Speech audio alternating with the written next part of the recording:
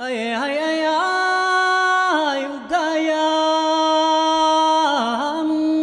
Sa bawat ihip ng hangin at pagsayaw ng watawat, isinasalaysay ang kwento ng isang dakilang Pilipino, Dr. Jose Rizal.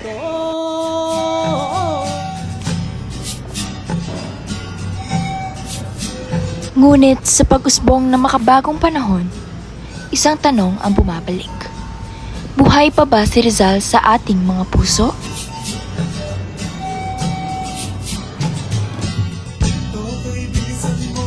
Bilisan mo ang takbo. Kailangan ng mga bombang nakatutok sa ulo mo. Madadama at makikita mo pa ba ang halaga ng mga gawa at buhay ni Jose Rizal? Maaari bang magkwento ka pa tungkol nito? Oo. Yes, I feel like I still do. Absolutely yes. In my own opinion, oo. Yes and no. Yes. Yes. Yes. Yes, I still see the value in what Rizal did and wrote. Of course, I still can. Yes, because we still learn. We still learn about his life through school and in some subjects, and but also no, kasi in the line of work we are going to pursue in the future, hindi talaga siya i-inline sa ating future work. I still see the value of his work. His writing thought about us, education and fighting for what is right. This lesson is very relevant for us today. Because through Rizal, we are able to prioritize education in the Philippines. Hence, we have education today. Because as a first-year student, I still see the value of Rizal's works, as it reminds me of how important it is to serve others and love our country. Because many times in our life, we refer to him as our role model. Kasi especially since, during the time when it was Rizal's time, we were oppressed by the Spaniards. So, of course, without his works and of course his life, parang we wouldn't be where we are right now.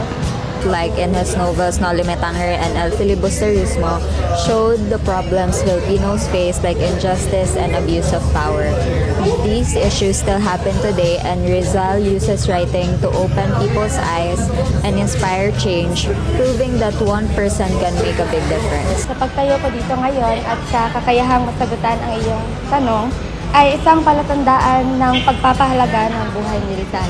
At sa pagkilala ng ating mga sarili bilang isang Pilipino, ay patunay na nadadama at nakikita natin ang kanyang mga nagawa para sa ating bansa. I can still feel and see the value of Jose Rizal's life and works up until today, especially through his writings such as the El Filibusterismo and Noli Me Tangere. It opened the eyes of many Filipinos in fighting for what is right, for our justice and freedom. He inspires us to love our country and use teaching in creating change. Maramdaman at makikita ko pa rin ang mga gawa ni Jose Rizal. And kagaya ng mga kanyang books like El Filibusterismo at Noli Me Tangere, ipinakita niya doon ang tapang at pagmamahal niya sa kapwa Pilipino. And isa rin siya sa mga inspiration ng maraming kabataan ngayon na ipaglaban ang katotohanan at katarungan. Tuwing nakikita at naisip mo si Jose Rizal, nararamdaman mo pa rin ba ang sigasig na maging mas makabayan at makabansa? Pwede mo bang ikwento? Yes. I do. Yes, of course. I can still feel that drive. Yes, when I think about Rizal and his works, I feel more patriotic. Yes. Yeah, whenever I remember Jose Rizal, it makes me more patriotic. Yes, Mas nararamdaman ko ang pagiging makabayan tuwing naaalala o naiisip ko si Jose Rizal. Dahil sa kanyang mga ginawang paglaban at pagmamahal sa ating bansa, namulat tayo upang magkaroon ng karapatan laban sa mga taong gustong sumakop sa atin. Bilang isang Pilipino, kinakailangan nating pahalagahan ang mga nagawa ng ating mga bayani. Dahil hindi lang man tayo mayaman sa kultura at mga lupain, mayaman rin tayo kung sino tayo bilang Pilipino. Because when I remember Rizal, I feel this renewed responsibility to serve and contribute to our growing nation. whenever I see or hear about Rizal, I always feel patriotic and nationalist. in a way that his courage and love for the country makes me realize how important it is to become a responsible citizen. We can be it even on the simplest things, such as appreciating and valuing our culture, and also in helping other people. Because as our national hero, I believe that we should all strive to be more like him. When I remember Rizal, his love for our country is so strong and evident. It makes me want to contribute to our country in my own way. Since his works, especially the ones catered or more focused towards the youth, parang it really encourages us to stand up for what is right and to love the country, just like how he did. Sa tuwing naiisip ko si Rizal, naaalala ko ang kanyang mga sakripisyo sa ating bansa. Kaya mas ginugusto kong maging mabuting mamamayan para sa ating kapwa at tumulong sa aking makakaya. Every time I hear about his story, it motivates me to become more patriotic and nationalistic, and it also motivates me to become a better Filipino. He risks his life to show the struggles of Filipinos, and that inspires me to value our country more and help make it better, even in small ways.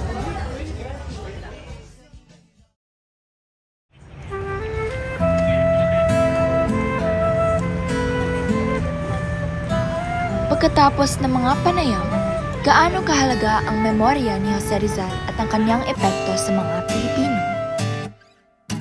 Matapos naming marinig ang iba't ibang pananaw, napagtanto namin na si Rizal ay hindi lamang isang pangalan sa kasaysayan.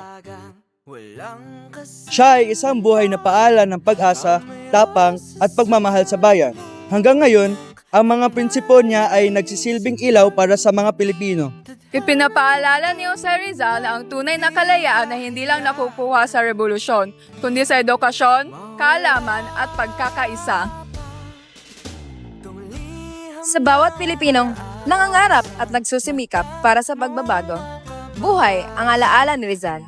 Sa puso, sa salita at sa gawa. Paano natin maipagpapatuloy at maipapaalala ang buhay at mga gawa ni Jose Rizal bilang paalala ng pagmamahal at pagkamakabayan?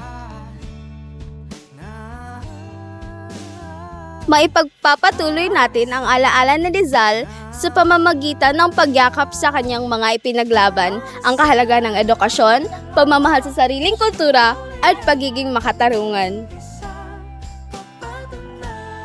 Sa araw na pipiliin nating maging tapat, maging mabuting mag-aaral, at mapagmahal sa ating bayan, maging mulat sa ating kasaysayan, ipagpatuloy natin ang kanyang diwa.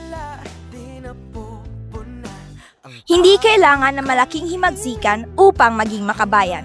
Sapat na ang simpleng kabutihan, ang pagmamalasakit sa kapwa, at ang pagsusumikap para sa kaunlaran. Sa maliit o malaking paraan, sa salita o sa gawa, kami, ang mga kabataan, ay patuloy na magpapaalala na buhay ang diwa ni Rizal at buhay ang kanyang mga pangarap para sa Pilipinas.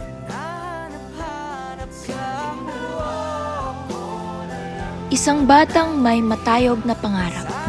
Isang Pilipinong inalay ang buhay para sa kalayaan.